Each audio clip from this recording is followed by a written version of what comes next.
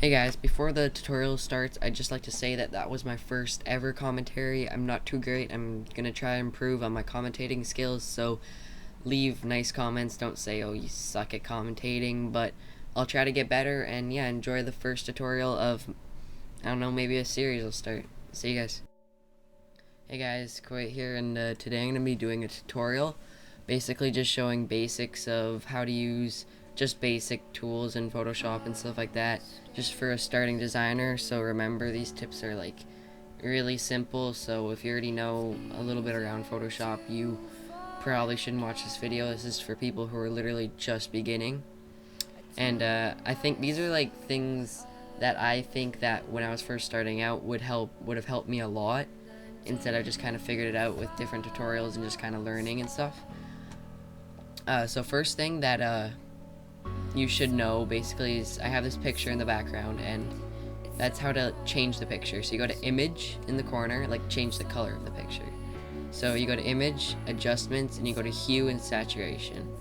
Then you go colorize, and you can basically pick what sort of color you want. So if I want this whole picture blue, like of course this like will be mainly for like stocks and stuff, or different like for like just like stuff to put on your backgrounds or stuff, because that's what most GFX designers who are related with the COD community, that's what they do, is background. So like if you want like a flare, a different color or something, so you can change the saturation, but I would keep it at like a low thing around maybe the 40 to 50 mark. So you can change that. I can make this red.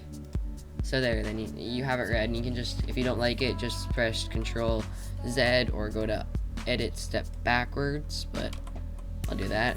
And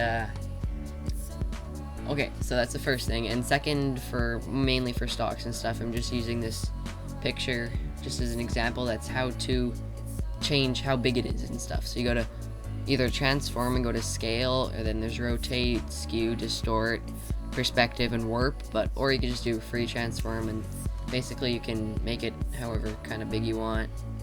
And if you want to keep like the actual kind of size, just hold shift and then drag it in, and it'll keep it the size, just make it smaller. And then once you have your desired size, you can you just press anything, and it'll say if you want to apply the transformation, and you should do cancel. But you can also turn it just by putting it on the side. So if I like that, I'll do that. And another thing is that what's other like really important is that opacity. Like of course not right now, because it'll just make the image like you can't see it that much because it's just this image. But if you're gonna put something on like a background, and if it's really like bright or something like that, I wouldn't necessarily keep it like that. I would maybe turn it down a little bit, the opacity, just so it looks a little bit better. So I'm actually going to right now try to put this back. Actually, I'll just cancel. I won't apply, and I'll just go back until there we go.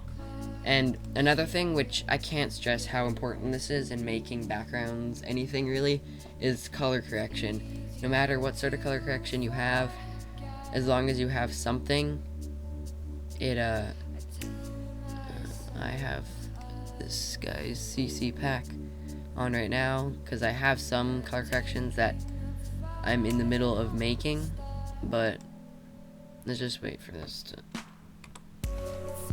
Why is this still here? Okay, there we go. So I'm in the making of my own CCs and GFX pack, but I'm just gonna use some from other packs. This guy is Slash, I think. I don't know. I just found it back a long time ago. So basically, color corrections really do a lot. Like if you want to just, like this is the blue shine. So let's just wait. There you go. So like it depends on, really, you can change the opacity of it, really like make it less strong, but they're really important in whatever kind of background you're making. Like that's like a pink one, obviously, and that's just like a red one. But this one just kind of brightens it up and makes everything sort of fit together instead of having a bunch of different colors and stuff. It really like just like a simple one. There's usually some in packs. I'll probably include one in mine. They really help. Like it really makes everything look a lot better. And also patterns too. They're really important. Like if it's just like If it's just like something like just like white like that, or like right there, that it actually like changed it a lot, made it a little bit darker. They're just like lines, but you can find those and stuff, or you can create your own. But yeah, like it really adds a lot to it, makes it look a lot better. So yeah, and there's a one last thing is oh, for text. If you're gonna put text for links, like I'll just do tutorial, make it this a little bit bigger. So if you're gonna put text in like a background, like a banner, let's just pretend it is, don't just put it like this or something like that. Obviously you're gonna want more to it, and here's just basically how to make some nice text. This is text I usually always use. And first you want to go to drop shadow, and you're gonna put that on, and you're gonna put the opacity all the way to 100 and normal, and you're gonna put the distance to whatever you feel looks good, about right there. And then you're gonna go to outer glow and change the color by clicking right there, put it to black, put the opacity all the way to 100, and set the blend to normal, and then make it just a little bit bigger so you can see it on the outsides. And then the most important thing is the gradient overlay, and to make a next sort of nice sort of black and white one, I'm gonna go all the way to the side of the black over here and put it, and you see the brightness right there, like right here, put it to 20, and then you're gonna want 4, and then the next one put it to 40, the next one put it to 60, and this one put to 80. And then, oh whoops, the outer glow, you're gonna wanna make it a little bit bigger. And actually I'm gonna take off I'm gonna put on the drop shadow. I'm just gonna make it a little bit smaller, and I'll make the glow a little bit larger. And there, and then go to bevel and emboss. I'm not too sure how to pronounce that.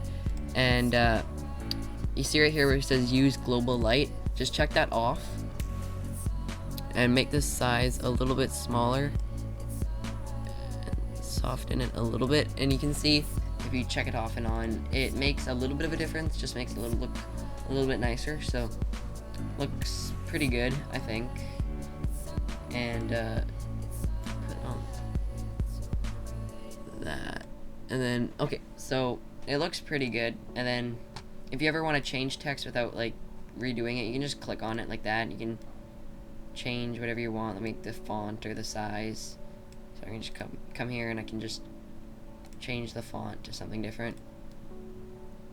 And yeah, another thing is that this is something else that can really, it depends on the sort of background that you're making, is the filters. You can blur it, just a regular blur. It'll take you to this, I don't know if it blurs, it doesn't. Yeah, it just kind of blurs it up. And then something else is oil paint. Like, I wouldn't suggest using this for all your backgrounds, but if you've ever seen something that looked like in a background that looks like this, that's how you do it. You just go to filter and oil paint. That's only in CS6 though. And you just do okay, and then it'll apply the filter, and it just makes it look kind of cool. I wouldn't suggest doing it on all of your backgrounds and stuff, maybe just on a few layers. So yeah, remember, this is my first tutorial. I'm not too great at commentating. I think I'll probably start a little tutorial series, but this has basically been showing just some basic things that you'll need to know that I think would be helpful. So yeah, leave a like, comments. I like comments more than likes. They show that someone really actually takes the effort to put back like feedback towards me. So yeah, like and comment, subscribe if you haven't, and I'll see you guys.